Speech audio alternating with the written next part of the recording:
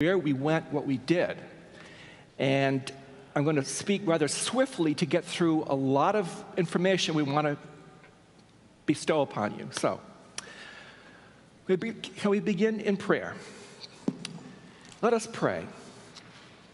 God of love and justice, you have called us to love one another, and you have sent ancient and modern prophets to remind us of how often we fail to live as the people you'd have us be. We give you thanks for our pilgrim's journey to sacred places in the struggle for racial justice, and for guiding us to seek your truth in all that we saw, heard, and felt. Bless our conversation today as part of this congregation's ongoing work to be builders of your beloved community. Amen. When we arrange a trip, we're often asked whether the purpose is business or pleasure. But there's a third travel category, pilgrimage, for people going in search of new ways to recognize God at work in our lives. Our journey to Alabama was not a vacation, and neither was it a business trip. Instead, it was a prayer in action, a time of prayer in action. An opportunity for 23 of us to walk with God on a path God is still walking with saints and martyrs who've suffered and pushed back against the effects of institutional racism in our country. Why make a pilgrimage to Alabama? One doesn't need to go to Alabama to learn about racism and to begin working to dismantle it.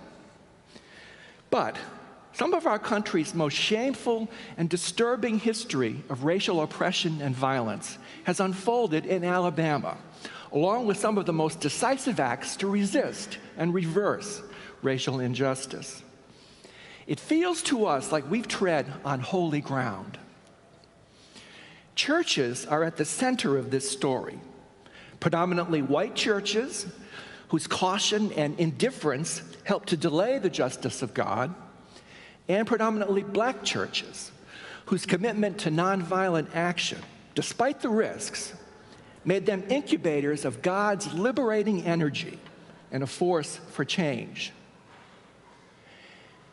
And every one of the churches we visited, one thing they had in common: in every pew there were Bibles, plentiful numbers of Bibles with well-worn pages. Our visits to these churches and to museums, memorials, and public spaces helped us to appreciate how the civil rights movement unfolded and the unfinished work that we're called to join. The Legacy Museum in Montgomery introduces visitors to the horrors of American slavery, including the perilous ocean crossings of millions of kidnapped Africans as part of the Atlantic slave trade, and the nearly 2 million who died at sea. It forces us to confront the national narrative of racial inferiority used to justify the brutal practices of enslavement and the traumatizing reality of black family separation. After the Civil War, African Americans were effectively enslaved again through sharecropping and low-wage employment in harsh conditions. The idea of racial hierarchy also led to the harrowing reality of racial terror lynching. The National Memorial for Peace and Justice, known as the Lynching Memorial, offers a powerful encounter with the violence that targeted black communities, carried out by white mobs against more than 4,000 African American men, women, and children. 800 U.S. counties where lynchings occurred are represented by steel columns listing the names of victims, near postings that indicate the contrived offenses prompting mobs to carry out torture and murder. A walk leads downward through the columns to leave us looking up as spectators, able only to ask in anger and sorrow, how? Why? And what would I have done to stop it? The National Community Remembrance Project supports local efforts to tell the stories of the victims of this racial terror, including here in the DMV. The narrative used to justify slavery morphed into Jim Crow laws in the 20th century, bringing segregation, denial of voting rights, educational and economic inequality, and mass incarceration. In the years leading up to World War II, blacks were denied equal opportunities for skill training and leadership roles in the U.S. military. At the Tuskegee Army Airfield, these racist policies were resisted as over 1,000 African-American pilots were trained to fly and maintain sophisticated combat aircraft. The Tuskegee Airmen of the unit known as the Red Tails became one of the most highly respected elite fighter groups of the war. Its members also engaged in nonviolent direct action to integrate military facilities. And some of us visited the control tower at Tuskegee. This brings us to Montgomery. At the time the Supreme Court outlawed segregated schools in 1954, strict segregation predicated on white supremacy dominated every aspect of life in the South, including where blacks could sit on a bus. Rosa Parks, who worked as a seamstress at a downtown department store, was not the first person to defy the rule. But when she boarded a bus on December 1st, 1955, and refused the driver's command to yield her seat to a white man, an incipient movement was ready to turn her arrest into a campaign for change. Faith in Christ was a core conviction of Rosa Parks. Our group went to Sunday worship at St. Paul's African Methodist Episcopal Church in Montgomery, which had been Mrs. Parks' congregation and the location for her funeral in 2005. We felt warmly welcomed and heard a rousing sermon from Pastor Agnes Lover about the need for one generation to witness to God's justice in order for the next generation to advance it further. And the psalm verse that she quoted from is, "Teach and they will tell." It stayed with us. The bus boycott succeeded because of the arduous work and sacrifice of thousands of people in Montgomery. Dr. King was 25 years old when he became pastor of Dexter Avenue Baptist Church in 1954. Think about that, 25 years old. A year later, he emerged as head of the growing group of black Christian leaders who were ready to support a bus boycott. He said that God had decided to use Montgomery as the proving ground in the struggle for justice.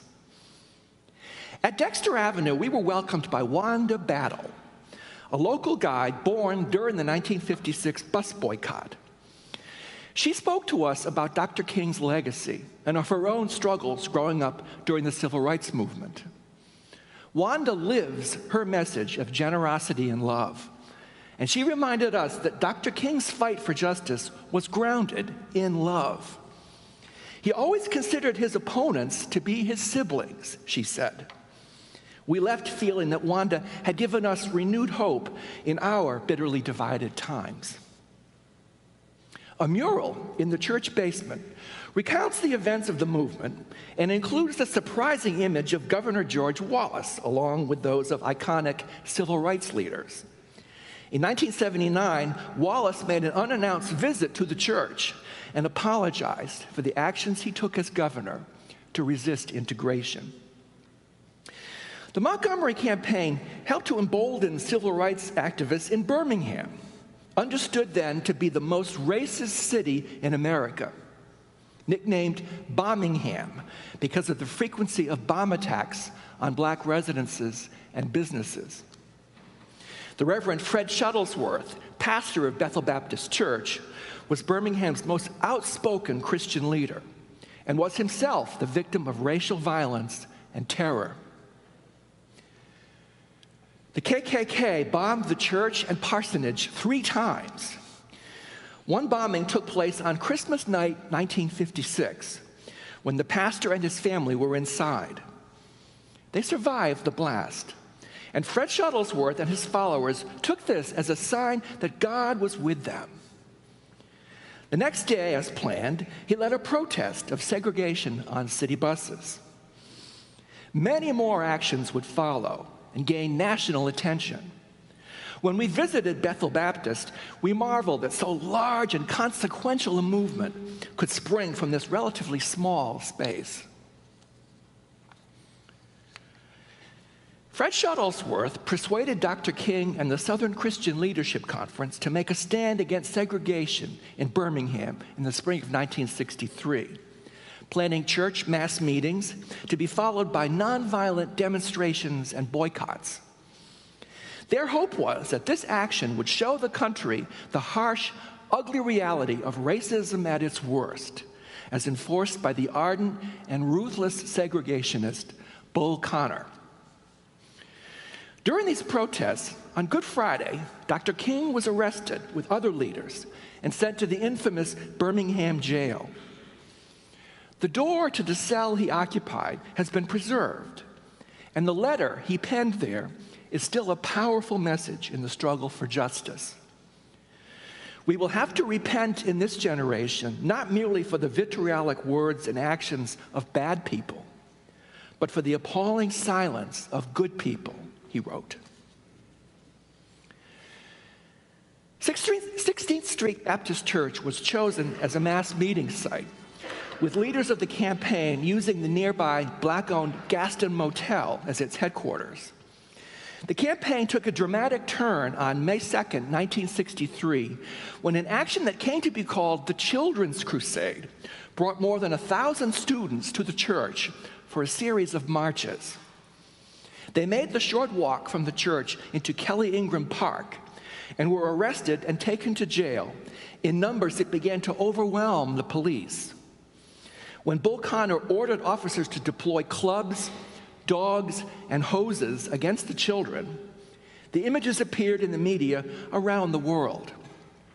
This led to outrage that forced the city to begin negotiations to end the demonstrations. The park today has sculptures that offer stark reminders of the violence.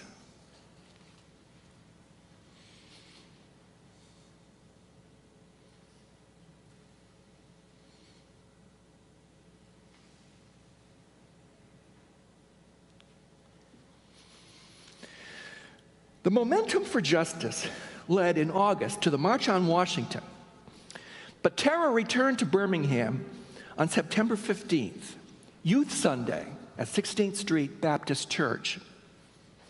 The Bible verse to be memorized for Sunday school that morning was from Jesus' Sermon on the Mount. But I say to you, love your enemies and pray for those who persecute you, so that you may be children of your Father in heaven. Just before 11 o'clock, the congregation was knocked to the ground by the force of a bomb that exploded near a room where 5 young girls were gathered. 4 of them were killed. We stood near the site of this wrenching act of evil and tried to get in touch with the pain, anger, and inconsolable sorrow wrought by the attack. The outpouring of national grief that followed helped to ease passage of the Civil Rights Act the next year. Building upon the sacred legacy of its past, the church continues to flourish as a center of social justice ministry. Despite the beginnings of progress in the fight for civil rights, blacks continue to be systematically denied the right to vote throughout the South. Selma would be the focal point for a voting rights campaign organized by the Student Nonviolent Coordinating Committee led by John Lewis. The shameful event that came to be known as Bloody Sunday occurred on March 7th, 1965, as 600 demonstrators defying Governor Wallace's ban on protest marches gathered at Brown Chapel AME Church for a walk to Montgomery. While trying to cross the Edmund Pettus Bridge, the crowd was confronted by Sheriff Jim Clark's mounted troops. They fired tear gas and struck the marchers with clubs and bullwhips, driving the terrorized, bleeding marchers back across the bridge to the church with head wounds and tear gas burns. national attention was drawn to the cause of voting rights, and supporters began coming to Alabama. 2 weeks later, after Judge Frank Johnson overruled the governor's ban on protests, Dr. King led the 5-day march to Montgomery.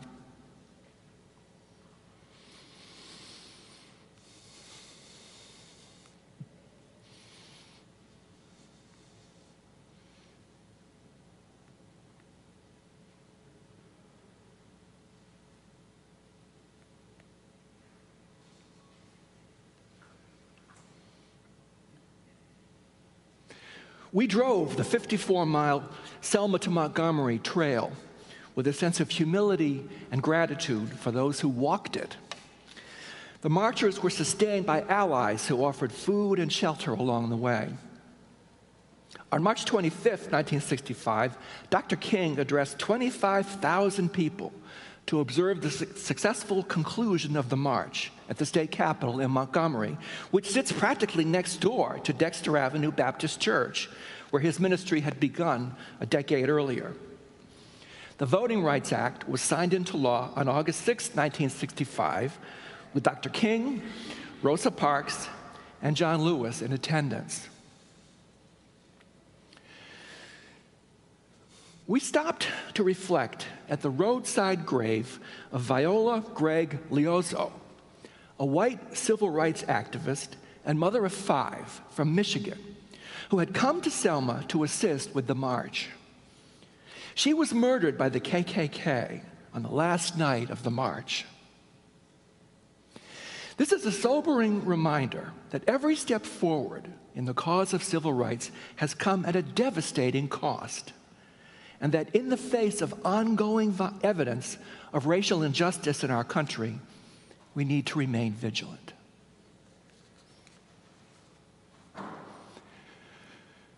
We spent time together at prayer and reflection when we had the chance, and this morning I would like our pilgrims to reflect with and for you so they can tell us more about what we experienced together as a group.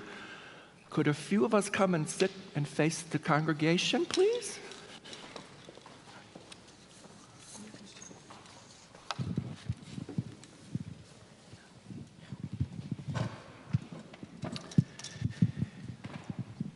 I gave them a few very general questions to try to get thoughts together for what we might share this morning. And so I'm just going to start by asking, and you can answer in any order you choose.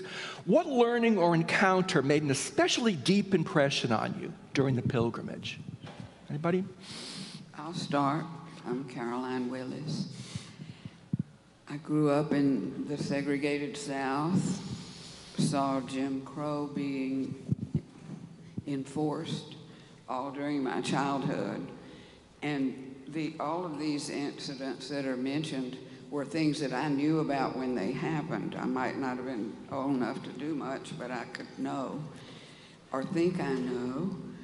And being there and reliving that in the spots where it actually happened made me realize I didn't know a darn thing.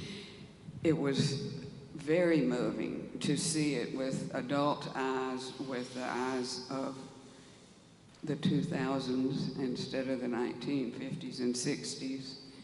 And what stuck with me was how many people were involved in trying to right the wrongs, knowing that both white and, of course, black people were being punished for trying to upset the Jim Crow apple cart.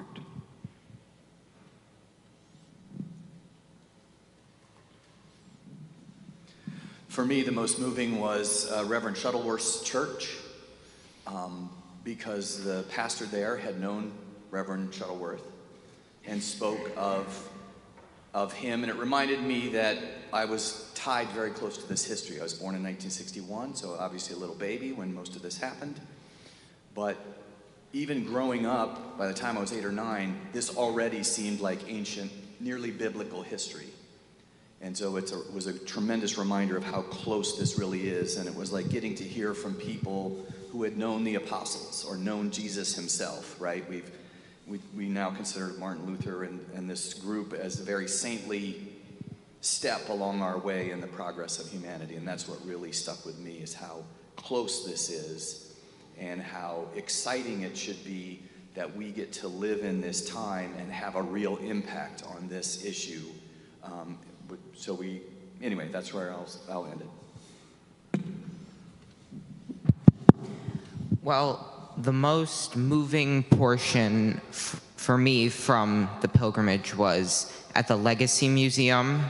When you went through security, the first room was screens on all four sides, and it sounded like an ocean, like waves. And then when you went into the next room, it was heads and torsos. It was a memorial for all the people that had died during the transatlantic slave trade. And I found that very moving. As a very empathetic person, it was very moving and also very sad.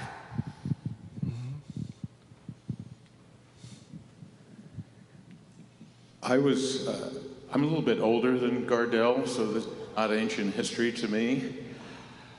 But I was extremely moved when we were at the Justice Museum, the Legacy Museum that Brian Stevenson has put together, who works to this day on the problems of mass incarceration. And so we led not only through the powerful past, but into the present, in which the museum ends with an incredible display with holographs of prisoners behind bars from today and the problems that we face today. And so I was deeply moved that this is not just a history lesson. This is happening now. And so thank you, Brian Stevenson.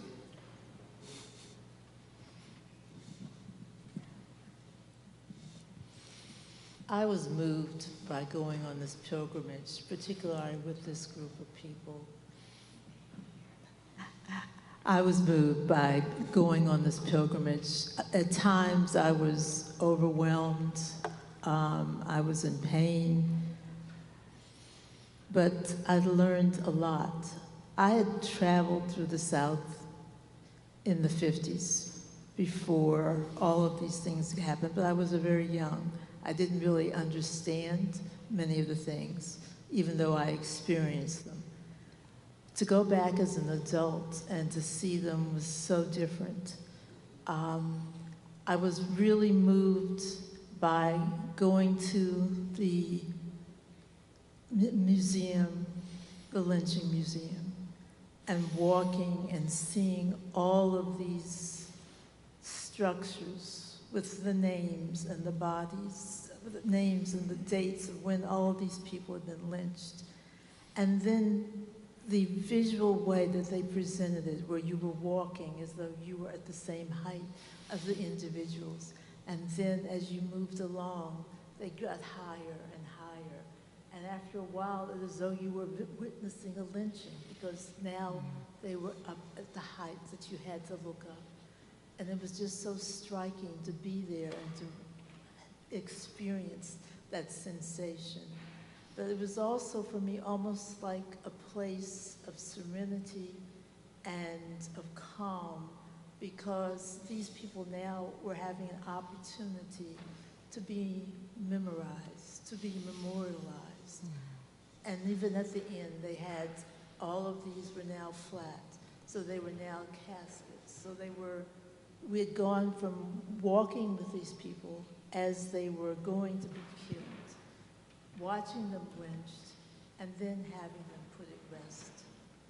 It was almost like a cathedral, a space. So it was transformative, as was this trip. There's not much to add except to say, I almost like repeating all the smart things that everyone else has said. But say your name. I'm Nancy Lavine. The power of place, experiencing history by being on the ground is so different than reading in a book, from you all hearing us right now, even though I hope you're listening closely. And that really resonated with me. I think the Equal Justice Institute Legacy Museum was so thoughtfully crafted to appeal to both the head and the heart, in ways that, you can't avert your eyes, which I think is really important. I was also moved by just the mission and sense of purpose and tenacity of the predominantly African Americans who were fighting for their rights and were even willing to put their children up front in a march and know that they were putting them in harm's way because they were focused on that larger cause. And of course, I'm sure I'm not the only one who felt pain and shame. Shame on behalf of all the white people who didn't do anything. But I also want to lift up the sheroes who were often unsung, mostly African American, but some white women as well. We always hear about the male leaders, but there were so many women who were working, not even behind the scenes, but on the front lines. Wonderful. Among our other pilgrims, a thought or two to add.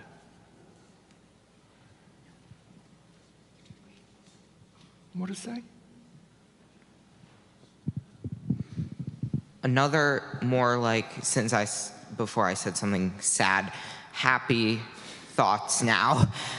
It was, one, seeing Wanda. Wanda was like the highlight of the trip. Her joy, her energy, it took like a burden off our backs of like carrying all this heavy sadness, and it was just like a moment of joy.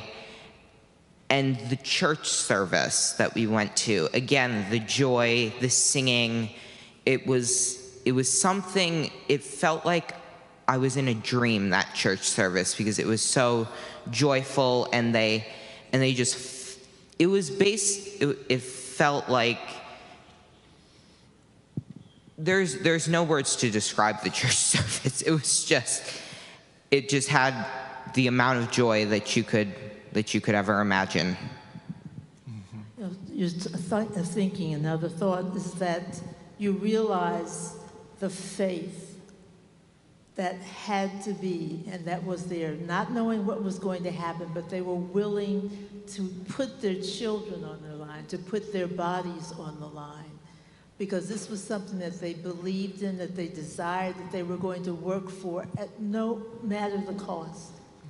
And that faith and belief of what was going to be or could be is what drove this movement and the people who were there. Yeah. And the unknown soldiers that you never saw.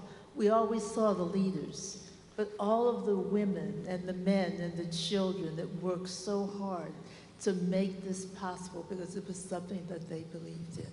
And God was present through this, and the music that carried them and conveyed them to do what they needed to do. That was what was so striking.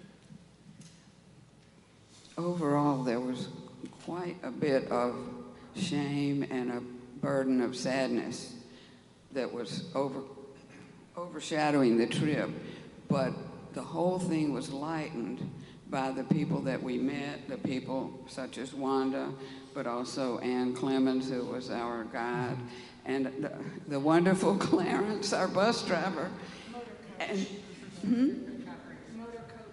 Motor coach operator, a smooth operator. And it was like raisins in the toast or something. Every time we would feel, somebody would be there to show us what has happened since. And there are people still working on this. And we should do it too. Carol's point reminds me of how carefully planned and executed so many of these actions were, and how much risk was involved. For example, the day of the Children's Crusade, those kids skipped school, organized a way to leave class and go down to 16th Street Baptist Church, and their parents weren't aware they were going to do this because they knew they'd tell them not to.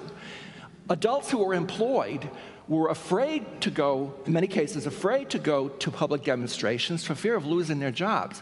But the children didn't have that risk and somehow felt a readiness to step forward that was just remarkable. Bob. I'm not sure which, I'm just overwhelmed with reflections, but I was reminded when we're talking about the children that I think we still too much think of Dr. Martin Luther King as a stained glass saint who's a nice guy, Mr. Nonviolent, etc. But we visited in the Legacy Museum. There was a room reconstructed with Martin agonizing and praying what to do, and deeply, deeply concerned that children would be at risk, and that should this go forward, should the awful events that we saw here and that we revisited, and that moment when he decided that we have to go forward, God spoke to him in some way that I don't understand.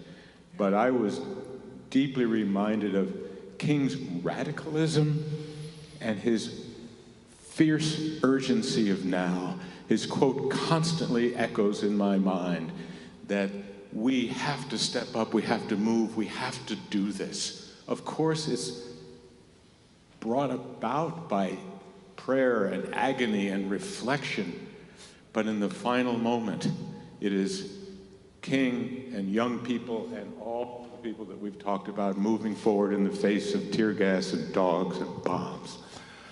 So thank you. And I'm going to blend the other two questions I was going to just throw out, and you guys can just decide if you want to answer one way or the other. What will you do differently going forward? How has your perspective shifted as a result of the experience?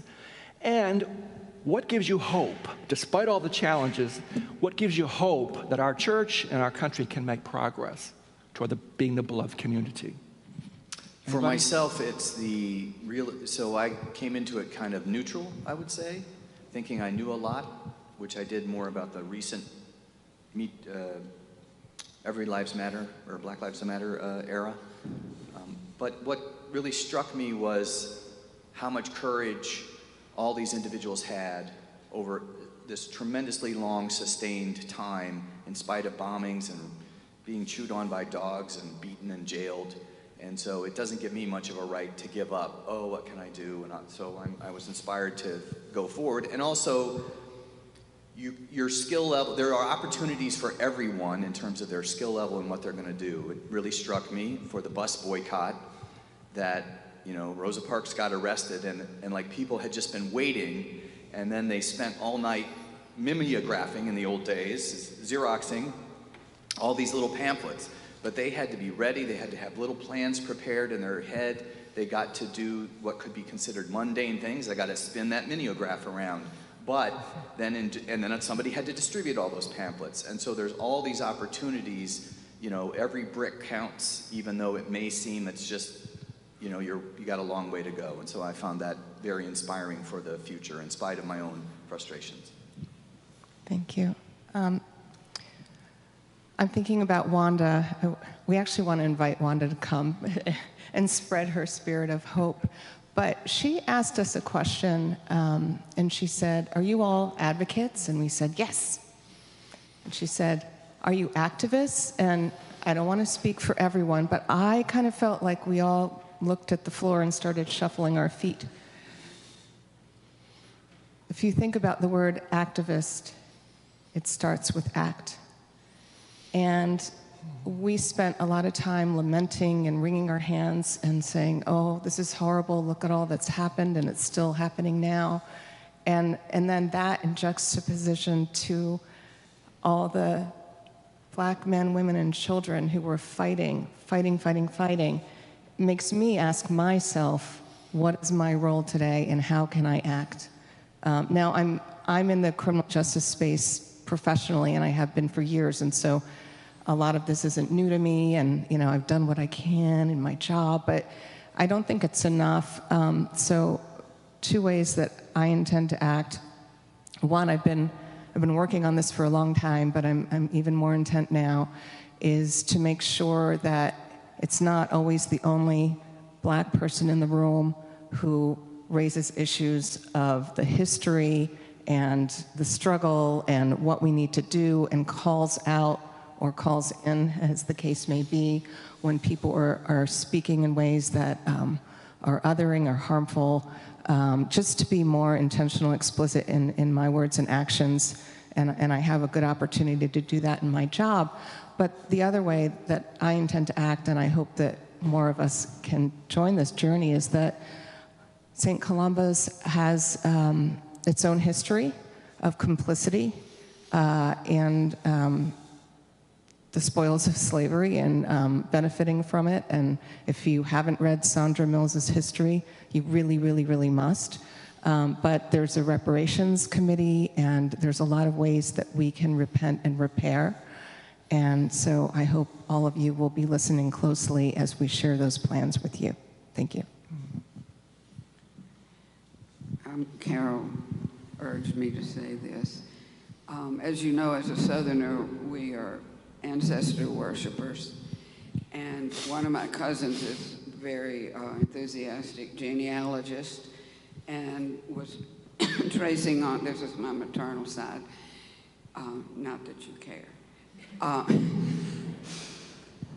But she traced back to an ancestor who in Mississippi had been a judge and owned a lot of land, and she found the census, 1830 census, where on the land was the judge and his family of 5 and 50 other people who were not related to him as far as we know. But they were his enslaved workers. And she got me all fired up, and this trip, of course, gave light and air to the idea, and next month, my cousins and I are meeting in Mississippi to draw up a plan of reparations. We want to partner with a nonprofit in the county where these people were held and help bring them forward in some way, whether we've got medical cousins and educational cousins, and so the discussion will be about a clinic, a school, a maternal health, or something like that. But this is certainly a work in progress, but I was thrust into the forefront of my brain on this trip. Mm-hmm. Adam. Through the sadness, there's always joy. Last Sunday was the anniversary of the Edmund Pettus Bridge crossing, and I sent around to our little pilgrimage email chat that Kamala Harris was down in Selma, and she made a speech, and some of the pictures of them again marching together, it still gives a sense that people are still putting their faith in action, and that they're using their faith for moving forward, not backward. Good. Harriet. One of the reasons I wanted to go on this trip was I was very interested in the South today. We hear so much about the South, and I wanted to see it. And we were so busy, we didn't see a lot outside of our trip. But I did see a lot in the hotel, and I couldn't get over the way African Americans and white people were all together, and they would go in and out of these elevators, and they were perfectly comfortable around one another. And we learned on our trip, for example, in 1951, there was an ordinance in Birmingham that if African Americans and whites were in the same room, there had to be a partition, at least 8 feet tall, separating them. And then in our hotels, people were in and out of the elevators, having breakfast together. On that story, though, on our way home from the Edmund Pettus Bridge, the bus stopped, and Ann Clemens pointed to a field, and she said this was one of the fields that African American travelers could camp out on their travels. And so I mean, things are certainly not perfect by any means, but I was reminded of Martin Luther King's oft-quoted passage, "The arc of the moral universe is long, but it bends toward justice." Thank you, Harriet. I wanted to cycle back quickly, if I could, to the fierce urgency of now, because Adam, I have to say, we had youth, I won't say children. His presence with us and his brother added a dimension. There he is. That filled out the sense that there are generations to come to follow us, that we must build a movement in this church and in the wider world. I also reflected, as Gardell, as you were saying, who are we seeing all this? But I often wonder, as I was there, why didn't I do more at the time? And I had a close friend, Dr. Jack Geiger, who sewed up John Lewis's head when his skull was fractured on the Pettus Bridge. I knew this all the time. It's how I got to know John Lewis and the good trouble that he's done. But it never occurred to me that my friend Jack had literally risked his life. I just thought, oh, I know the guy that sewed up John Lewis's head. And I thought, Bob, what were you doing at that time or now? Because as Adam says, the vice president was down at the bridge, but I and others are working. We are at an inflection point, the modern jargon. Democracy and civil rights and voting rights are at risk at this moment. There are efforts to try to get the Voting Rights Act redone as the John Lewis Voting Rights Act. And there are other efforts that I envision a church where there will be plaques when people come and visit and say, St. Columba's was a center of this activity that helped save democracy, that helped save civil rights, that helped save all of us in the name of God and in the name of justice. And that is the dream. It's still a dream that I felt so powerfully with our fellow pilgrims, with each of you who've come forth, to be with us on this march that continues today. Thank you, Bob. We have time for just a couple of questions, if anybody wants to. Bill?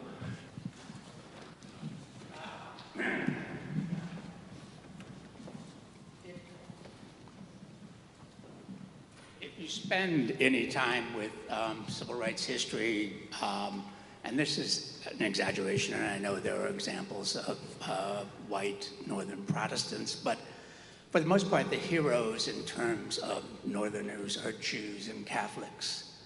And I think that's in part because both Judaism and Catholicism have traditions of social justice. And I just wanted to say I'm so thrilled that this, and first of all, I don't know where Edow was in the late 50s and early 60s, or even where St. Columba's was, but I'm so thrilled that this Protestant church has made a commitment to social justice and to becoming an anti-racist church. Thank you. Janet. One thing I would like to see through all this is in D.C., you mentioned, David, you mentioned Fort Reno, that used to be a black community. I wish we should give it back to the blacks. That's what we really should do, because we stole it from them. Thank you. Mary Beth? Well, this is more a comment. Just thank you so much. And the hope that I have and what comes to me is that in every age and every time, the world community is always recreating itself and always bringing light.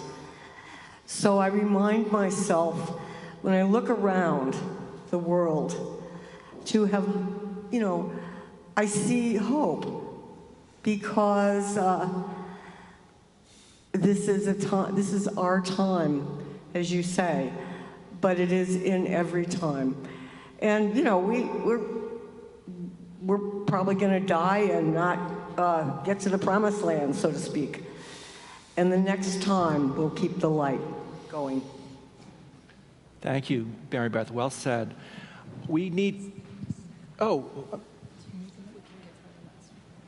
Who?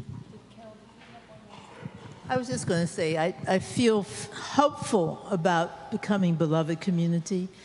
There were many churches who were there. People from Michigan, met some people from churches in Michigan and other areas while we were there.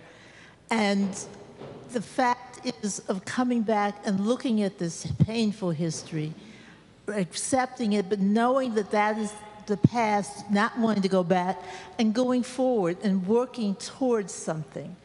You have to understand the past to be able to move forward. But there are so many people and churches who are working and reaching out and trying to understand and to make things better and to make change. So I am hopeful that with this of people moving, visiting, and learning, that and making a commitment, as this church has, that things will become more a beloved community that we'd like to see. Amen. Thank you. Thank you, Carol. Jamal, do we have time for Karen has a musical intention for us. I also went on the trip. I'm Karen McTighe Musel, and I wanted to end today with a reminder of how and the various ways in which we can all do our work with the talents we have, but always in the same direction, toward justice, toward equality, toward ending violence. Some of you, how many in this room have seen Selma, the movie Selma by Anna Duvernay? And if you haven't, be sure to download it or find it somewhere. Very powerful.